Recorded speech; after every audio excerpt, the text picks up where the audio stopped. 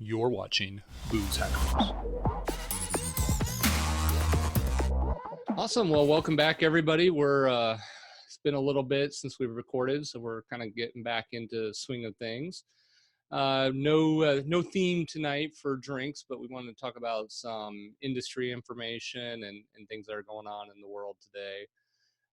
So Adrian, we had a little side chat previously about, I think it was a discussion about old fashions that kind of brought this idea up that neither of us realized that old fashions were out of fashion, I guess, until the show Mad Men kind of brought it back up. And so that's my tie-in tonight. So that's what I'm drinking here, but got a rye old fashioned going on. But so, it was just something that didn't even occur to me that these drinks kind of go in and out of fashion, right? And It so makes sense we, though. yeah, Like everything else does. It never occurred to me, when you said that, I was like, but Mad Men, that's not too long ago. right, Well, right. for So, us. right, but we think of old fashioned because I think old fashioned is considered basically the original cocktail. Right. So you look at that from the 1800s, and then apparently it was popular in the 1950s because of, that's I think that's the time frame that Mad Men take place. And I was never really a fan of the show. And then now that the show's kind of been off the air for a little bit, that was what kind of brought the drink back into prevalence here. So I wonder if it had a different name at one point, because it couldn't have always been old fashioned. It had to be new at some point, right? there's a couple other alcohol related podcasts, YouTube channels I watch. And I think one of the explanations was make me a cocktail in the old fashioned way. Hmm. So as newer cocktails came on, people kind of went, "Oh, I don't want one of those new fancy, whatever Fruity. drinks. Yeah. I want the old-fashioned drink. I want the drink that you used to make 20 years ago." And it kind of makes sense because it really was just a whiskey with a little bit of sugar, Hmm. a little citrus flavor on ice, right? There's nothing complex about it. There's nothing fancy about it. We do make them fancier now, but there's that's the explanation I heard. I don't know if that's real or not, but Okay. we'll take Well, it with that. this is going to be an ongoing thing, right? Like studying the history of cocktails and pulling out some interesting stuff. So yeah, why don't you tell us some of what you found when you started researching really old recipe books for cocktails? Yeah, so found a couple of sites. We'll put them in the show notes that have copies of really old cocktail books, and it's fascinating to read that. And so I took one of them, and it was actually a British book, I believe, from the late 1800s, and so I think 1896, and called "Drinks of All Kinds for All Seasons." And so I used R, which is, started off as a statistical programming language, but everybody uses it today for machine learning, blah blah blah blah, every other keyword you can throw in there. And so Visualizations. Yeah. yes, all sorts of stuff. I've taught some classes on it. It's a very slick tool. Between it and Python, that's kind of where the industry is going from a machine learning and an AI standpoint and statistical analysis. But so I just did some basic, what I would consider basic uh, text analysis with that. And so I loaded into R. It's a PDF, ran it through some scripts to basically do some OCR on it, put it into a data frame, and then cleaned up the data. So the joke about data science is 99% of that is actually cleaning data, not actually using the data. And so just this one Right. book, basic stuff, did a count on the words, tried to normalize everything. And the two biggest words were wine glass and tumbler. So, glassware were the two most popular words. But then as I started picking out the words that actually were talking about a specific type of alcohol. And brandy was the number one word mentioned 80 times within this book. then port 47 times, wine 46 times, then whiskey 44 times. So brandy had almost twice as many mentions than whiskey in this late 1800s British cocktail book. And then we went to rum at 40 mentions, champagne 29 mentions, sherry 29 mentions, gin 26, ale 25, scotch 20, which I thought was very fascinating because it was a British book. And I Right. would have expected scotch to be a little bit higher than whiskey. And there's actually, if you read the opening, there's kind of some snide comments towards our American brothers across the ocean, and the well, poo their drinks a little Yeah, bit, yeah. etc.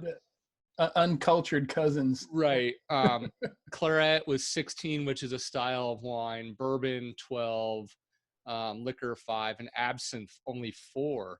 And actually, I watched a fascinating video on absinthe earlier today. That maybe I'll link in the show notes as well. But I don't know if you know much about the history of absinthe, but it was History, no. basically banned because they thought it was like drugs, right? Right. And what this person was claiming was no, it was basically it was a drink that the common man had at the coffee shops or the cafes in France, and that's where all the political discussions would happen, right? And so it was kind of a way, how do we eliminate the common people from thinking about politics and having discussion about politics? It was also a competitor to the wine industry in France, which you can imagine was probably a very big politically connected industry as well. But that's probably a discussion for another day. But I think it's very interesting to just looking at the ingredient list to go, okay, brandy was Number within one. this book at least was the most popular thing, right? And it's interesting. Port also, very sweet. Both things that you would drink on their own, right? Mm-hmm. But yeah, drinks of all kinds for all seasons. I mean, if they're using it that much, I guess they're using it in cocktails, right? Yeah. That like this isn't just because I know it was common to have a brandy. Right. Like that was just it was common. Yeah. For Pour ale. me a brandy. And this is well back in the time when alcohol and medicine were indistinguishable. Like any kind of cure for anything, fever, a cold, or whatever. There was some kind of hot toddy Yep. involved. There was some kind of, I just saw Dave Kennedy bought this bottle of. Did you see that? Yeah, I saw the picture. On Twitter, he bought this ancient, bottle. I think it was bottled in the 30s after Prohibition, but it was actually, they actually started making it before Prohibition in 1917. Right. This old dusty bottle, and made by the Liquor Medical Association, or I forget the term, but you clearly still, you're back in the time where they're passing off booze as medicine. Right. And the label even said that for medicinal purposes, right? So right. And it was, if I recall correctly, it was 100 proof. Yeah. So I'm not sure if it was this book or one of the other books I was just perusing, but there was literally that type of conversation going on, which was, oh, if you have a sore throat, here is a cocktail that will, meet you. Oh, if you have a headache, here is a cocktail. Oh, if you have a hangover, here is a cocktail that, and I read some of these things and I'm like, I'm not sure I'd ever drink that, whatever it was they were doing. But it may be interesting in a future, maybe multiple future episodes, is we all pick a recipe and go, okay, this is a 100-year-old recipe. What does it taste like with modern ingredients, right? Because even wine, which we kind of consider a staple over time, has changed drastically over the last 100 years. We're big sparkling wine fans in our household, and I was reading a story maybe a year or two ago, and you used, the coupe glasses were really popular for champagne. And now you have flutes. And one of the explanations I read was the amount of carbon dioxide in champagne has changed drastically over the last 100 years. And so when you're talking about flavor profile, et cetera, there was a lot less. And so they use that coupe to kind of open up the flavor a bit more, was my understanding. So right. Well, it's you know, I think that goes for most things, you know, for liquor as well, where, you know, I've, you know, read through some posts where, you know, people found this $50 bottle of whiskey or something like that in granddad's attic and decided to pop it open and give it a try, where, you know, I mean, their methods maybe weren't as scientific, the technology wasn't as good, you know, so in some cases, you know, I I don't think this is true in all cases, you know, like some places are, you know, Sam Smith is still making beer pretty much the same way they did Right. centuries ago, and you know, Scotch, you know, some of the technology has been improved, but it sounds like the product hasn't changed that much, you know. But maybe bourbon has come a long way, you know, like you know, Evan Williams, you can get what is it, 750 milliliter or 1.5 liters for like $20, Right. label, black label, and it's drinkable, neat, you know, Yeah. I it's I not think it horrible. is the I in fact I've got Evan Williams, the white label bottle and bond. So it's 100 proof. Yeah, and it's $15 for 750 milliliters. To me, that's a great bargain, Right. especially if you're gonna make cocktails with it, or you could just drink it with some Coke or something. Hmm. You know, it's Yeah, if you're gonna mix it, yeah. yeah, is great. And I've actually drunk it neat, and I'm like, it's fine. You know, it's not gonna knock your socks off or anything to be amazing, but you know, I Right. think you're right. We went to, so actually, we were talking about travel earlier. We went to Food and Wine Festival this year down at Disney's Epcot. We went to this about 3 or 4 years ago, and actually the then owner of Maker's Mark, I think he's sold the company at this point, but he's the grandson of the original founder of Maker's Mark, talked kind of about the history of whiskey in the country and stuff, and said that stuff 70 years ago was undrinkable, right? Nobody, you know, it was horrible stuff Really? compared to Okay. what we have today.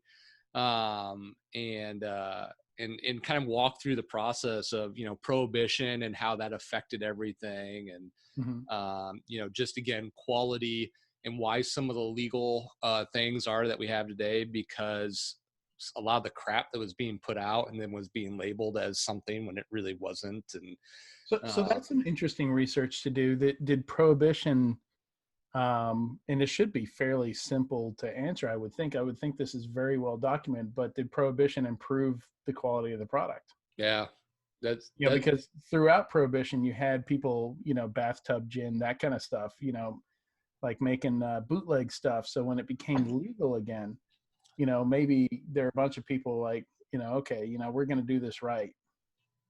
I no, don't know. that's interesting, because you know, another related item would be home brewing didn't become legal till the 1970s, I think, late Was it? 70s, early Okay. 80s. And I think actually, here's the silly thing was, from what I remember, is Jimmy Carter's brother-in-law was a home brewer, Was it? but at the time it was illegal. And so, you know, political connections, blah, blah, blah, they made it legal because, you know, his brother-in-law was home brewing. And Nice. you can say, especially in the last 10, 15 years, we've seen this massive growth in home brewing that has led to massive growth in microbrews and Right.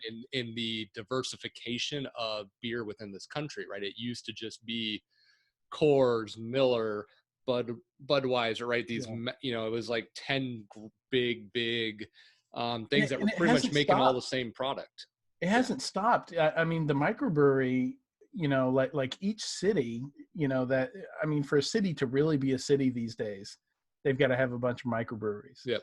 And those microbreweries are never just breweries anymore. They also have their own bar. You Yep. know, some of them have their own food. Some of them are venues, and they have bands and stuff come in. Yep. So it's almost like they become this, you know, more than just a microbrewery. They're like part of the local culture. They're almost like the new coffee shop. You Yep. know. And we're seeing micro distilleries pop up now as well. Yes, Um, we've got those and here as well. and those are trickier because, you know, unless you're making vodka or gin, you know, the whiskeys are taking 4 years, 6 years to mature, right? And So you either can't go you're that long without revenue. Right. Yeah. So either you're sourcing it from somewhere, whereas with beer, we were both home brewers, right? We can make a drinkable beer within 4 to 6 weeks. Right. And Of even wine doesn't take that long. Right. In the wines are usually 3 to 4 years. So yeah, it's the industry, Three I to four think, is just months. exploding. Months, not years. It depends on the wine. I don't think I'd want to drink a 4-month wine. No, it's fine. Mm, Yeah, no, you don't have to age wines that much. I mean, it depends on your taste, I guess. But I yeah. made the wine for our wedding. I made Oh, a Chardonnay really? and a Chianti, and yet no, the Chardonnay was fantastic at Really? 4 months. Yeah. Because I did it for a little bit, and it was one of those things where you end up with 50 bottles of wine, and if one of them, I was like, oh, this doesn't taste good, and I'm looking at 49 other bottles, and Oh, that's rough. Yeah. Yeah, you don't want to throw out 50 bottles. no, and there's so many good choices in the $10 to $20 range, Yeah. that the wine thing I just kind of gave up. I still have the dream of starting the micro distillery, but Yeah, it's a lot of work. it is. It is a lot of work, and there's so much competition out there. When I go into my liquor store, and that's some of what we're going to talk about today, and I think this would be a really interesting thing to do with, as a normal thing, and it would be interesting to get some feedback from people watching this if you want to see this. But just talking about new stuff that's hitting the shelves, because every time I go into my liquor store, there's new stuff. Yeah. The shelves have changed. New product has hit the shelf. It all looks interesting. Some of the packaging looks fantastic. Like what's the name? Pinhook? Is that the? Yeah, I think that's the name. It's all the bottles are horse themed. Okay. Let me go ahead and look this up and make sure I've got that right. But yeah, Pinhook bourbon, and they've got some fantastic ryes, and you can distinguish them by the color of the wax on the top. And yeah, they've got one that's just fantastic. It's got a pink top on it. It's my favorite. Cask strength bourbon. And the name of it are like names of horses, and they tell you how hands high the horses are. So each one has a different horse on the cover, and it's all these things, books, bourbon, wine, draw me in with the labels. And honestly, more often than not, a really cool looking bottle tends to have something decent inside. And the same with books too, I've found. So I absolutely do buy things by the covers. Yeah. But yeah, this pink one is fantastic, and it showed up. I think I might have bought it all and drank it all, and now it's gone. And there's like 6 other ones. Like, they keep coming out with new ones, and there's some of the best ryes that I've ever had, and they're all in the $30 to $50 range. Interesting. So they're all affordable, all worth trying. And yeah, if you find any Pinhook, that's one of my new favorites. Okay, I'll keep an eye out then. I don't even know where they're out of. I mean, they're calling it bourbon, so they're probably in Kentucky. But yeah, this barrel proof is 115.3 proof, and really high rye mash bill, and you would never guess it. It's so smooth. Sorry about that. I went down a rabbit hole there. No, that's all right. So I don't know if you want to start down on some of the research you've done from Sure. I already started off there. So talking about some of my favorites, I might as well continue on that vein. What you see me drinking right now is this. Let me make sure you can see this here. Let's see if I can get my camera to focus on that. Focus. You can do it. There we go. Pierce Lyons Reserve. So this is, as far as I can tell, this is the only Irish whiskey made in Kentucky. Okay. And I like Irish whiskeys. They have that lighter flavor. You can see it in the color, lighter color. They tend to be a little bit on the sweet side. Very drinkable, neat, in my opinion. And this is just founded by somebody who came from Ireland to Kentucky. 5 generations of Coopers, it says, and he's has a PhD in yeast fermentation. So he That's clearly knows what he's doing. This that's a was lot founded of in work to study about yeast. founded in like 1919, and it's like nothing else coming out of Kentucky. That's for sure. It's not a bourbon at all. Right. But if you like Irish whiskeys, uh, I'm not going to say it's my favorite Irish whiskey. It's my favorite right now. I love a lot of Irish whiskeys that come out of Ireland, but I love that somebody's brought it over here and they're making it here as well. And yeah, I'm not a huge fan, and I think it's just because there's so many other interesting profiles that I don't reach for right. Irish whiskey for whatever reason. It doesn't have the most complex profile, but I find it just to be, I mean, when you don't want something super hot, barrel strength, you just want something drinkable. Yeah. Just pour a glass and enjoy it. I do reach for Irish whiskeys, and this is about $40 a bottle. Okay, cool.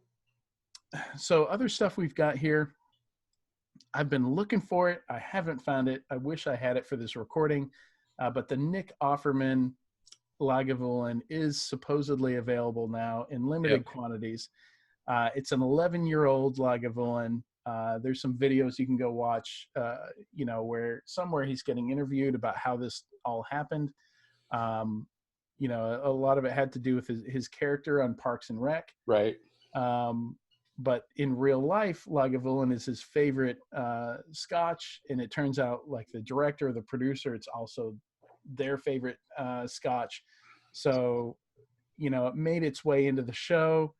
He talked about it, in on some of these interviews, in different shows he was on, and it made it back to the distillery, and they're like, "Hey, let's do a partnership. Let's bring one out." So I'm really interested to try it.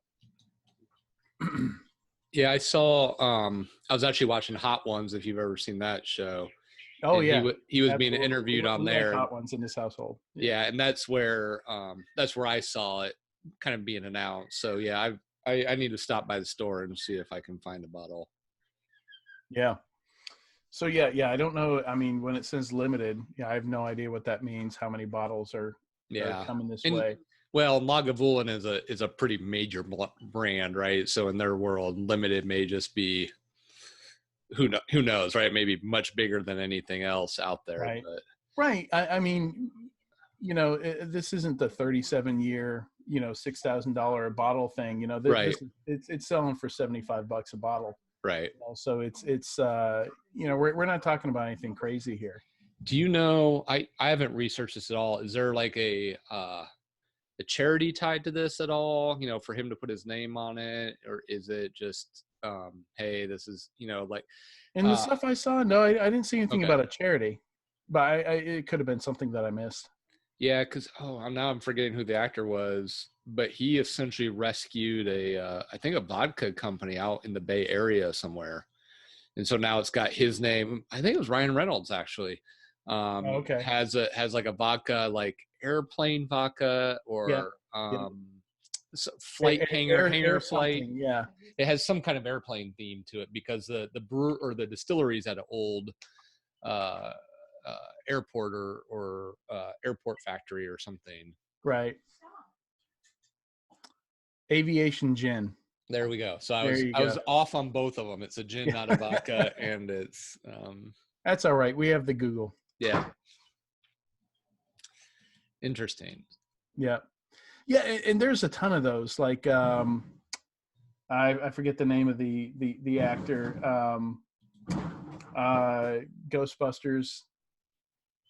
One of the original guys. He's got his own vodka. Okay.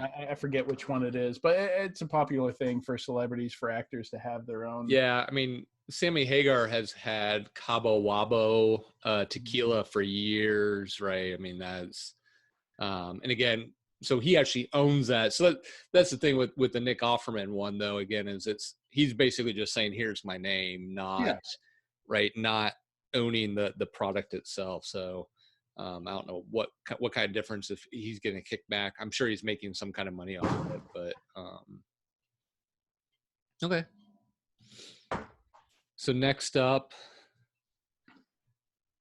Yeah. So next up, Yeah. So, looking through the list of the new stuff coming out, and I should say a lot of this I'm taking from the website whiskeyadvocate.com.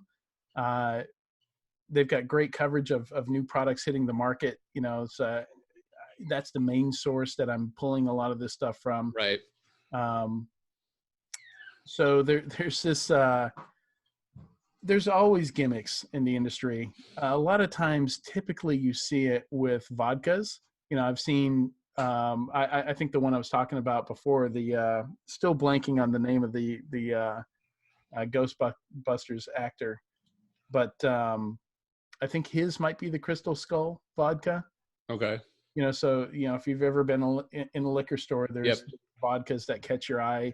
I've seen a vodka in something that looked like a fire extinguisher. There's I've seen vodkas in what looked like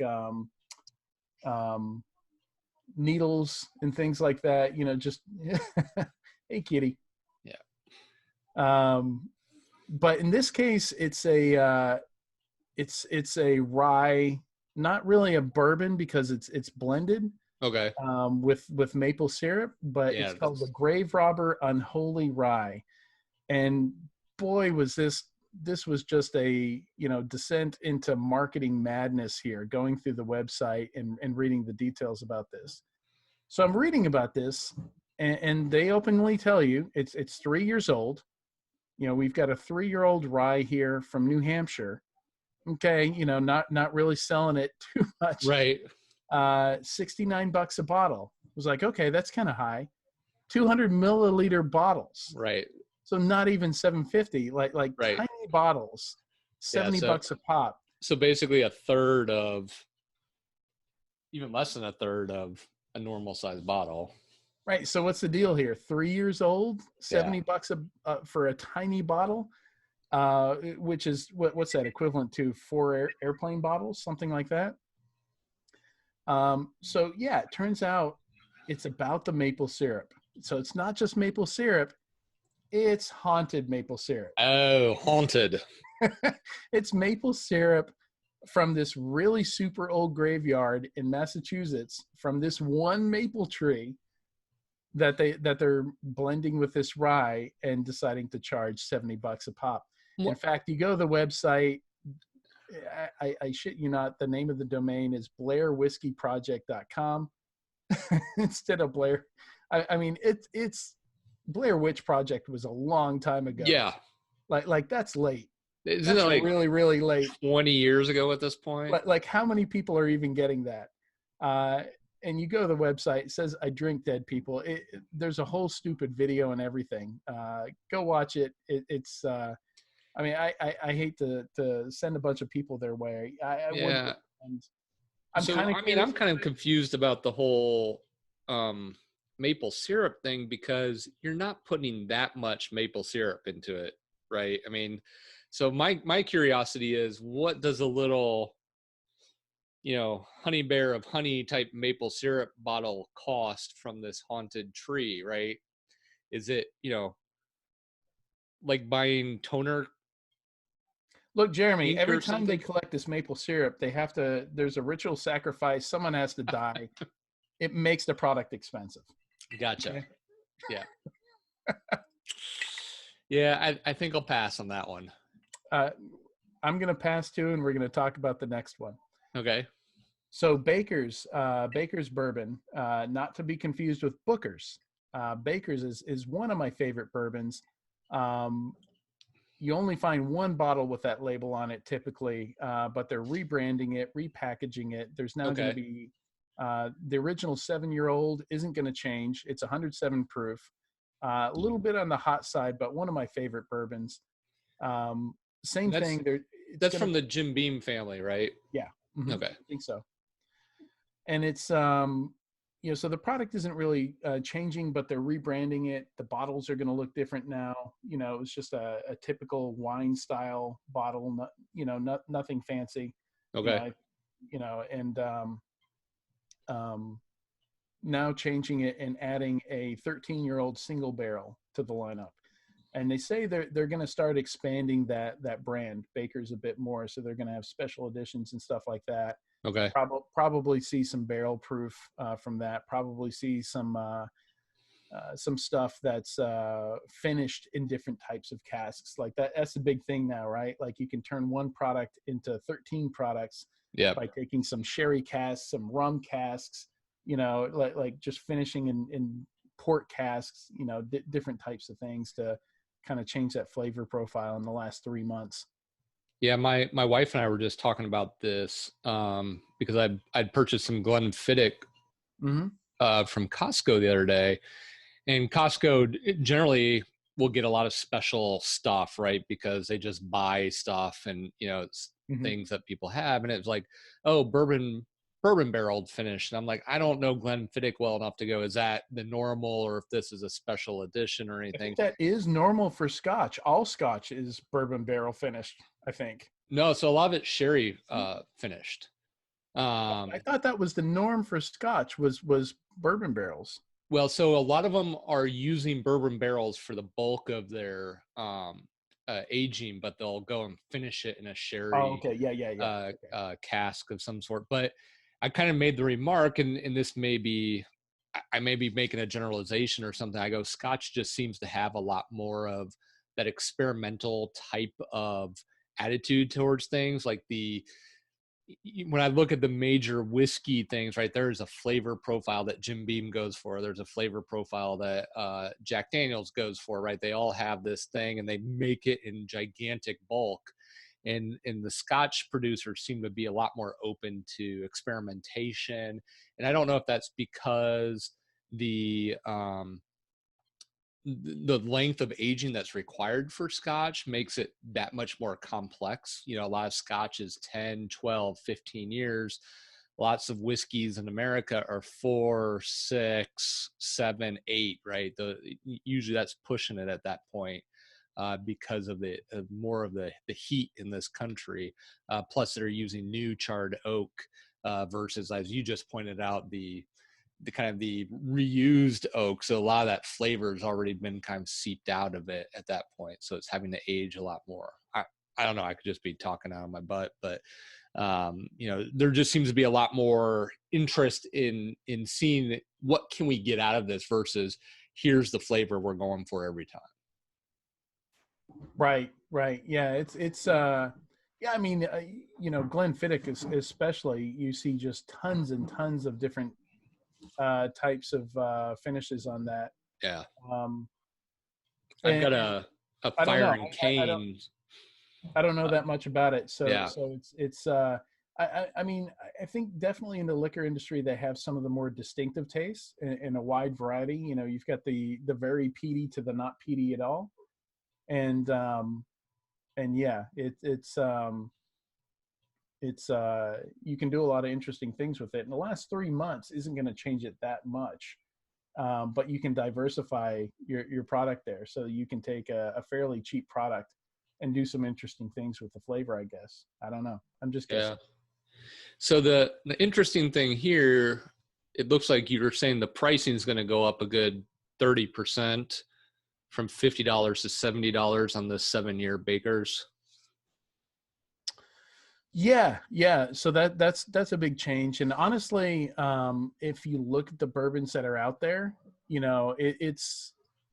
I think it's worth $70 a bottle. It's okay. A lot of the bourbon out there, I think, is much better than what they sell it for. We talk all the time about, you can get, $30, you can get a fantastic bottle. Right. Whereas like the same quality in scotches is almost double. And I think the interest in the market, and the amount of product in the market, I think that's some of these distilleries are realizing, hey, we can charge more for this. Yeah. And depending on what happens with the tariffs, they may have to. Yeah. So that's interesting to me because I think that almost puts it up into the Booker's territory. So now you've got kind of two competing things within the same family at that same price point. So right. That'll be interesting to see how that all kind of flushes out. Yeah, and just to clarify, with the tariffs, that's for us, it's Scotch. Right. That's potentially looking to go up. If you're a bourbon fan and you're not in the U.S., that's could be the bourbon going up 25, Yeah. 30% on you. Yeah. So we'll see what happens with that. Yeah. So the next one I have here is, honestly, there's when I mention larceny, there's two groups of people. One group says this is great cheap bourbon, and the other one says it always gives me hangovers and I hate it. Yep. It's definitely cheap bourbon. It's like $25 a bottle, something like that, in that range. Um, Fairly high proof. I think the normal it's over 90 proof, something Okay. like 93, something like that. But now they've got a barrel proof larceny.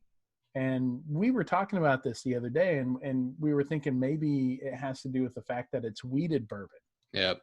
And I wasn't even aware that, of weeded, the different mash bills. That's not something I've really dived into the details on, where, how much wheat versus corn that they're using in these. Yeah. I'm in the second camp. I had to give away a 1.75 liter bottle of larceny because I couldn't drink it. It tasted fine, but I could have just one dram of that and I'd wake up with a huge headache the next day. That's crazy. And it took me about 3 or 4 times to kind of, figure out the pattern. And I actually, one night I was like, okay, I'm having one of these. We're going to see what I feel the next day. It just felt like crap the next day. So I've stopped drinking it, and like I said, I gave away the bottle. But Maker's Mark is another wheated bourbon. No problem there. So I'm not sure, I think the wheat certainly has something to do with it there as I get older, but it doesn't seem to be universal that, stay away from all wheated bourbons, or, only drink rye and don't drink bourbon. And, but I don't know. We'll see. It's really tough to troubleshoot, because I've had these things where I thought I was allergic to different things. Like I had a rogue beer once that had juniper berries in it, and I don't think I've ever had gin before. But I assumed that meant that I can't drink gin. And since having that beer, because when I drank that beer, my neck immediately got red and itchy. And lymph nodes swelled up, everything. So I was like, maybe juniper berries are a no-no for me. Only time I've had a beer and that's happened. But to this day, I don't think I've ever had gin. So I don't know.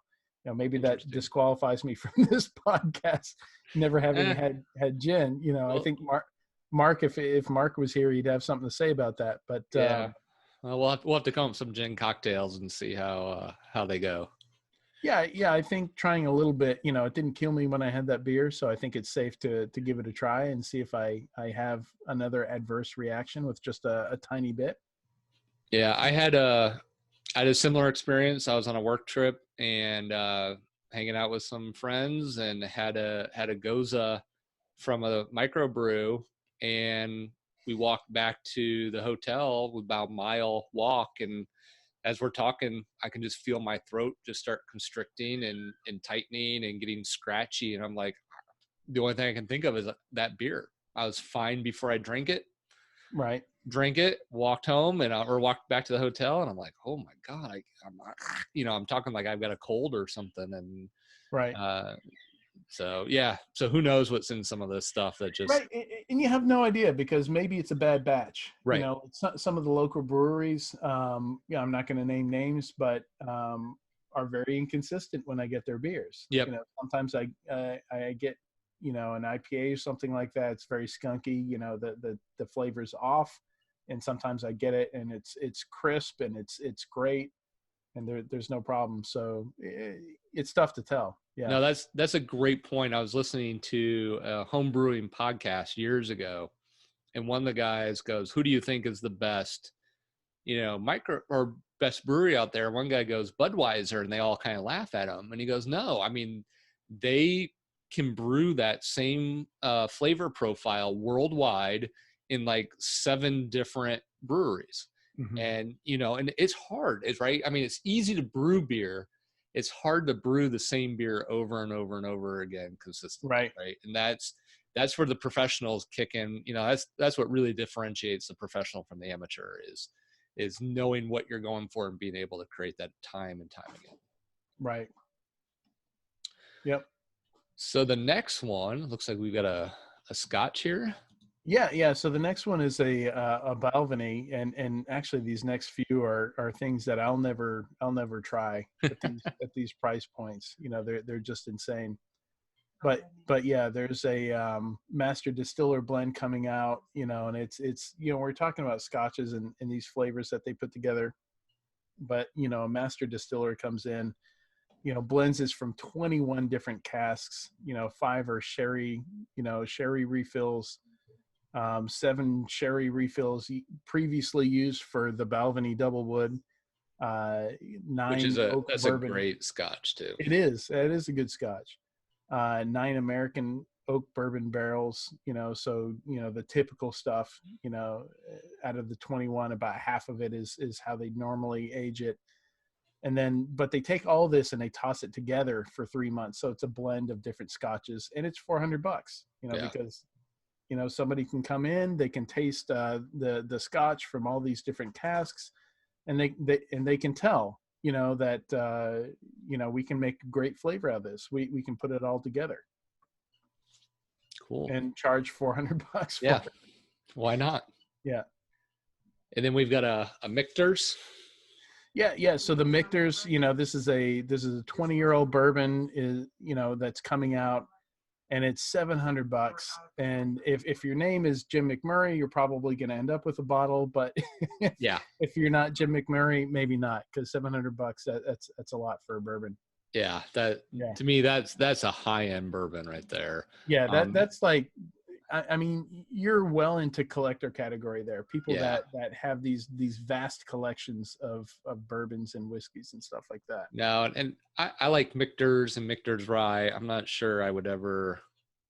I would have to win a lot of money at the lottery, I think, for me to justify $700 for a bottle of bourbon. Even the next one coming up, right? Concerning it's coming from Canada. I assume it's coming from Canada. Yeah. So Canadian Club, it's I don't think I've ever had a Canadian whiskey, but they're releasing a 42-year-old whiskey and only charging $300 a bottle for it. So generally Canadian Club, that's not something that you're gonna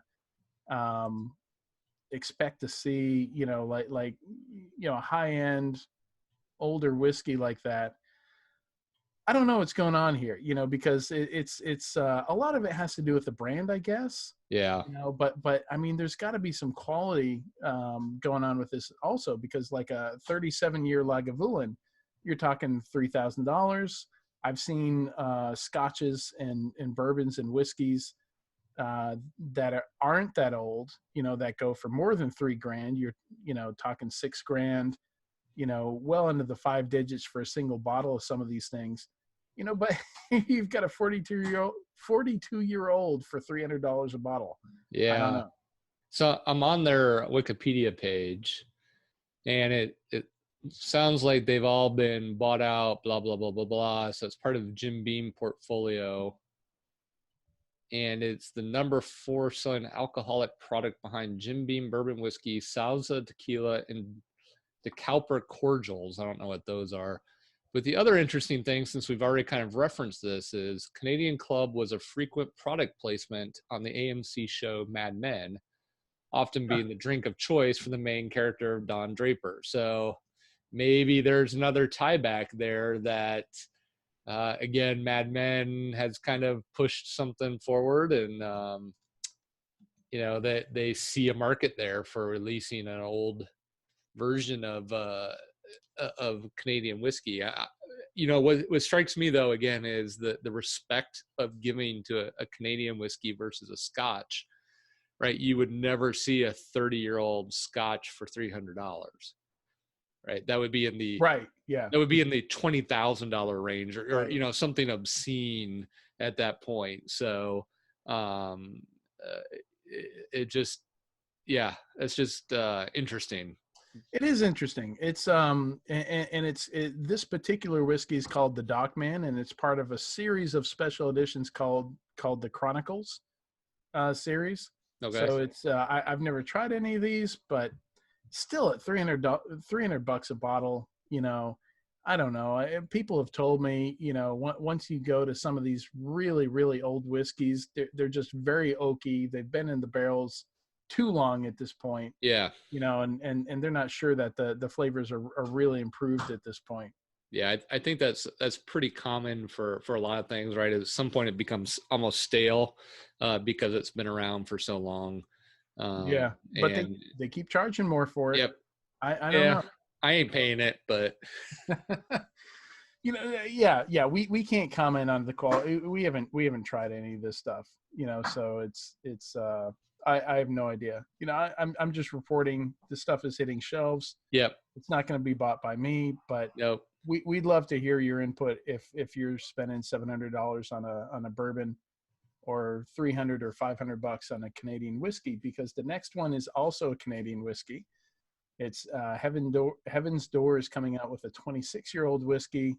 Again, another Canada item here. The whiskey comes from Canada down to Nashville, Tennessee, which is 2.5 hours from me. And it's $500, even though it's 11 years. Well, no, a lot less than that. 26. Yeah, 26 and 42. So quick math, we're talking 16 years less. Yeah, no, And $200 more, but it's imprinted with one of Bob Dylan's paintings. Didn't know Bob Dylan painted. yeah, no, but Leather journal. I mean, so it's A lot of marketing. knocking on heaven's door, right? Oh, is that it? Yeah. Okay. Right there, that's the hook, right? Because that's Bob Dylan Mm-hmm. knocking on heaven's door. Right. I think, isn't it? Yeah, no, I think you're right. Yeah. It's one of those Bob Dylan songs that so many people have remade. We associate that one with Guns N' Roses, right? Instead of Bob Dylan. Well, my problem was I associated with Guns N' Roses, and then I associated Guns N' Roses back to Paul McCartney for Live and Let Die, because they're both talking about death and moving on to the afterlife. So that's where I got confused. But yeah, that's a Dylan song. So somebody must be making some money in the Dylan camp for this, I would imagine. But sure, yeah, to put his painting on the bottle, sure. Yeah. So that's why the 26-year-old Canadian whiskey is $200 more than the 42-year-old whiskey, because the 42-year-old doesn't have a Bob Dylan licensing agreement with a painting wrapped around the bottle. Yeah. So High West makes some really good rye, some really good bourbon, and they've got the 7th version of their Midwinter's Night's Dram coming out, and it's going to be $100 a bottle here in the US. So that's I've heard a lot of people talk about that, say that's a really good bourbon. I haven't tried it. At $100, I'd be willing to. Yeah. Elijah Craig, very popular low price bourbon. I think we included it in our tests of bourbons at $30 or less. And they've got a straight rye coming out. It's going to be $30 a bottle, coming out next January. So that should be very, very interesting. It's going to be competing head to head with Knobs Creek and a lot of the other popular low cost ryes that are out there. No, that'll be definitely interesting. We're probably picking up a bottle. Yeah, I'd be very interested to compare that to a Pinhook, which again, that's one of my favorite ryes that's out there. Yeah. Woodford Reserve has a Master's Collection chocolate malted rye for $130, about 90 proof, and it's just chocolate malted rye is 15% of the mash bill, most of it corn, the rest malted barley. Right. So it's really a bourbon.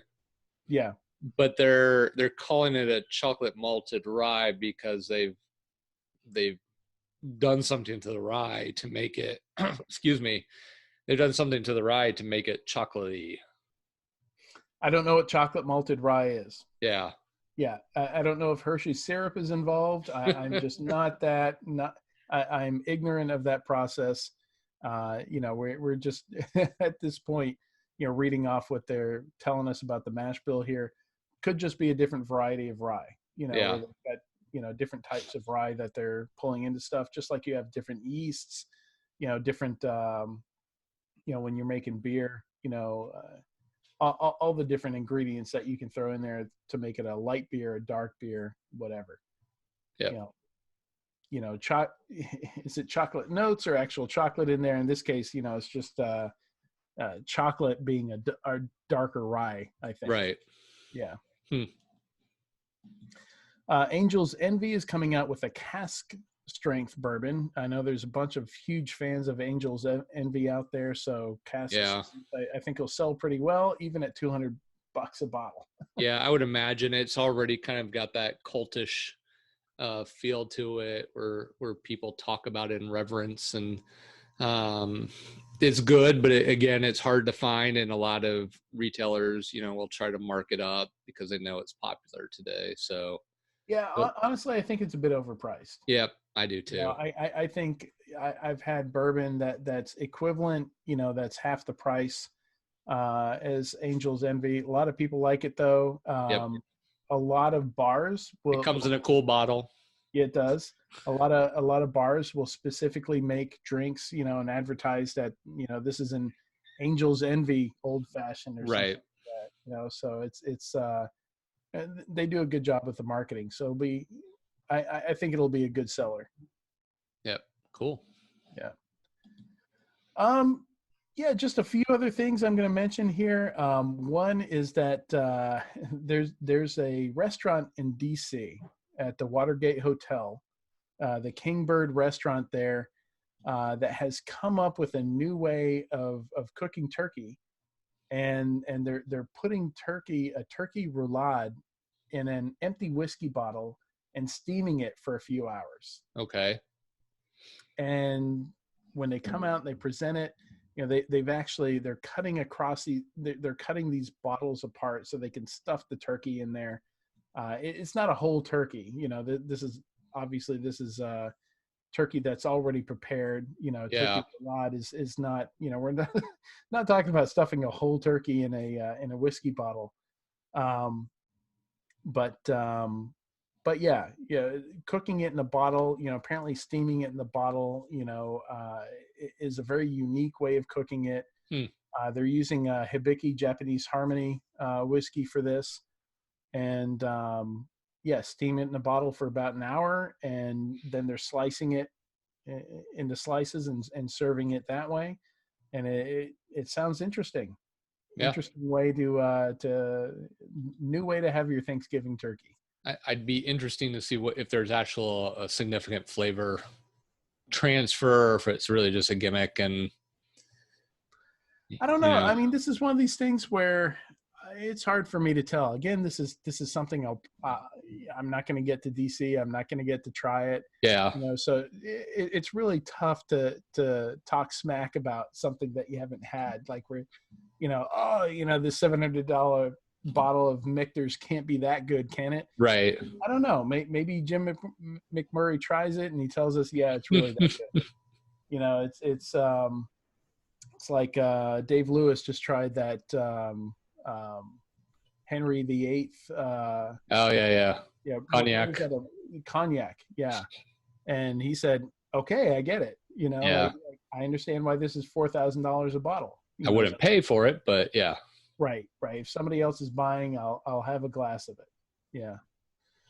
So yeah, it sounds interesting. It was worth talking about. And again, this is one of these. I mean, it's a gimmick to an extent because nobody's going to have it. Like you've got to go to the Kingbird restaurant in DC at the Watergate Hotel. Same thing as those Scotch pods, like where they put these. They made cocktails and sealed them in these pods, that are made from some kind of seaweed. Those are only going to be served at like one or two bars in London. Yeah. There's all this uproar about, oh my God, don't screw with my, my cocktails, my Scotch. Right. But you know what? Experimentation is fine. Stick Yeah. turkey in a bottle. Put cocktails in Tide Pod looking things. That's fine. Try it. I think experimentation should be applauded and encouraged. Yep. No. And I remember when those came out, and it was just all of a sudden people were like, "What the hell is this? Mm-hmm. Why are we doing it?" And then it just kind of disappeared, right? It was almost like a week-long thing that people were talking about it. Right, because it was a limited thing at 2 bars in London. Oh, okay. I didn't realize it was that limited. Right, and a And lot of everybody's people like, didn't realize it was that limited. because I looked at it and was like, I don't want to drink my scotch that way. My scotch, I want to sip neat. And you Right, got to put this whole basically shot in your mouth at one right. time. And Well, but it but wasn't the, scotch. right. It It, was really just a cocktail. each was a cocktail. Was Yeah. a blended cocktail before they put them in here. So it wasn't like a particular scotch neat that you were dissolving in your mouth. Or I think what you did is you bit into the pod to Yeah. release like it was a mouthful of a cocktail that was already blended. Yeah. So it's yeah, no, I think that's interesting. And talking about experiments, all kinds of experiments are going on with barrels right now. They found basically a loophole with the Irish Whiskey Act.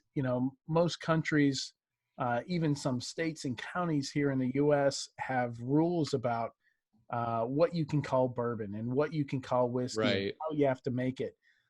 And apparently the Irish Whiskey Act doesn't say anything about, the barrels having to be American oak, whereas Nope. others do. No, there's the Irish Whiskey Act is very interesting because there's very little to it.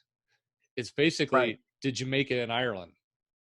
Yeah, I mean, Yeah. not to be snarky about it, but when you look at Well, yeah, this is not Irish whiskey. yeah, when you look at bourbon or you look at scotch and all these other things about blah blah blah blah, there's not a whole lot to it. Yeah. So anyway, they're experimenting with different kinds of wood.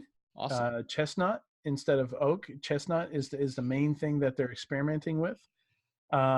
And also different shaped barrels. What if you put whiskey in a square barrel, for example? That's very bizarre. I don't even know how you would make a square barrel. I guess it sounds like a lot more work from a woodworker's perspective. Right. But Well, and it's interesting because there's this whole science that goes behind, how many barrels can you stick in a warehouse right. without it falling down? Like I think early on, some of our first news on this podcast was about these entire warehouses that Right. were collapsing.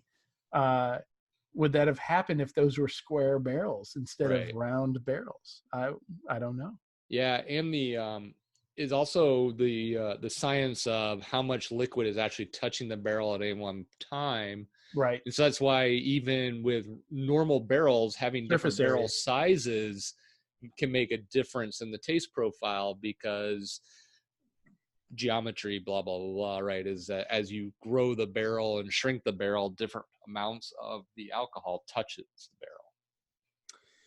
Yeah. So one more thing I'm going to talk about, and then I'm going to hand it off to you to finish us up for this episode. But something I never realized early on that my local liquor store staff at North Shore Wine and Spirits pointed out to me was that when these holiday gift packs come out with glassware and with just Yellow Rose gives out a pack of playing cards and dice. Yeah. And all kinds of gift packs you can get with. We've got one with coffee mugs this year. I don't remember who it was, but it was some whiskey that had coffee mugs, which I thought was a little different. I got a red eye whiskey that was a whiskey made with coffee that actually came with a little tin of ground coffee. But the point I'm making here is those are all free. Yeah. Because it's the same exact price. And I think there's some legal reason for this maybe. Yeah. But it depends on what state you're in, right? As the naked bottle of alcohol. So if you need extra glassware, if you need a pack of playing cards, why not? If you have a choice between the naked bottle and the gift pack, go for the gift pack if you're not going to toss whatever's in there, if you're actually going to use it. And honestly, we have a lot of that glassware. I think this glass here came from a gift pack. Yeah, no, and we're certainly approaching the season. One of my liquor stores has already posted, the gift boxes are here, so Yep. start taking a look. So I've got a funny story about that. So I live essentially, and we'll say about 5 miles off the state line in Kansas to Missouri. So one of the liquor stores I go to has a store on both sides of the state line. Yeah. So so the interesting thing about it though is because the state laws are so different, they have different distributors, they have all sorts of things. So I can find product on one side that I can't find on the other. But last winter, I was on the Missouri side, and they had these gift bottles, gift packs of. They were basically three Jim Beam products. It was Beam Black, Knob Creek, and Basil Hayden's, Okay. and they were the half size bottles. So Yeah. 350. 375s, 375. Yeah. Yeah. 375s. Math. And yeah, I know. And then they cut the price in half from the original cost. And I was like, I started doing the math in my head about what it would take to buy the full size bottles. And I'm like, holy Right. crap, these things are cheap. And I grabbed a couple of them and I throw them in the cart, and then I'm on the Kansas side, and I kind of mentioned it to one of the people working there. He's like, oh, well, that's because you were in Missouri. They're allowed to discount that stuff. Kansas, we can't discount it. So because it was a Christmas orientated gift pack, Christmas was over. They just wanted to get rid of the inventory, right? Right. So they were literally, you basically got the bottle of Jim Beam Black for free, is what I could figure out at the Right. price they were giving it away for. Most of those and you got to think about shelf space. Most Yep. of those gift packs take up at least double the space that just the bottle does. Right. Yeah. So I was like, oh, you're right. And I was like, that was such a good deal. I better go back and get some more. I went back and they were totally wiped out. I mentioned it, and they was like, oh yeah, a couple of people found out that we had these at that price and bought it all. Somebody posted on Facebook. Yeah, and they just went, because everybody realized what I did, and they had more cash than I did, or they're running a business or a bar or something, right? And you go, oh, I can stock up for the next year on this stuff. So Yeah. Yeah. So take advantage of those gift packs. yeah, Yeah. Look at the numbers on it. Yeah. It's worth it. yep. Yeah. So to wrap us up, tell us about the origin of milkshakes, please, Jeremy. Yeah, so milkshakes, I'm trying to remember what I was watching. And so my wife and I watch a lot of YouTube, and we were watching something, and this guy talks about milkshake, and he goes, well, the original version of milkshake was really an alcoholic whiskey drink. And I was like, what? Because the only milkshake I'm aware of, is kind of like the 50s, milkshake, and then now we've got almost like a solid milk shake that's almost just pure ice cream now. Right. But Like the origins of McDonald's is the milkshake, right? Like right, and Ray, what's his name? Ray Kroc, Ray Kroc was trying to sell milkshake machines, right? right? And so that was like in my head, that's early milkshake, right? Is that really it's just like malted milk and stuff. But basically, if you look at the Wikipedia page on this, which again, how much you trust it, but it says the term milkshake first showed up in 1885, and it was an alcoholic whiskey drink that's been described as a sturdy, healthful eggnog type of drink with eggs, whiskey, etc., served as a tonic, going back to our original conversation at the beginning of the show, medicinal as well as a treat, right? So it was eggs, milk, maybe some ice cream somewhere, but whiskey. And I'm like, well, maybe I may have to make one of these and see how it goes. But yeah, so a drink that we now associate with children and fast food and Right. all this other stuff really started off as an adult beverage. So do you have any of these places that are burger and boozy milkshake joints where you are?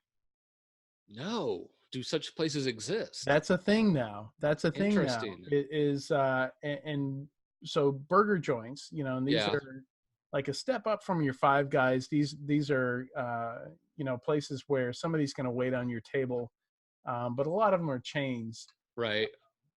where you get these really good burgers, like think Red Robin, like that level of burger.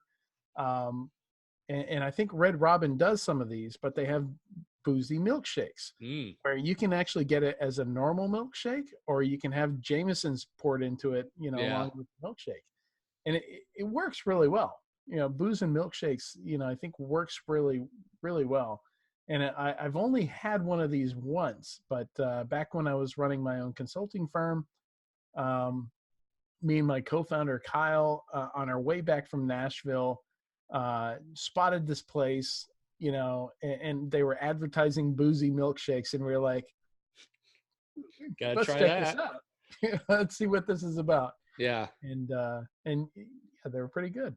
Awesome. No, I'll either have to find a recipe or find a place, and we'll make one up and see how it goes. And I think that's a new trend, and it's really interesting to me that the milkshake started out this way. I would have never guessed. Yeah, I think that's a trend in a lot of areas is, hey, you can have it normal, or you can add the whiskey or the rum or whatever to premium. It. And, yes, and it's the old Irish coffee trick, right? We're gonna add a little bit of Irish whiskey to our coffee, and we'll call it coffee. Still, it's still an okay drink to have at 8 a.m. Right? It's just put coffee. Our pinkies out. And... Yeah, exactly. It's still okay. So awesome. Well, that'll wrap us up here, I think. And so thank everybody for watching. Certainly appreciate your time, and hope you enjoyed it. Good night. Yeah,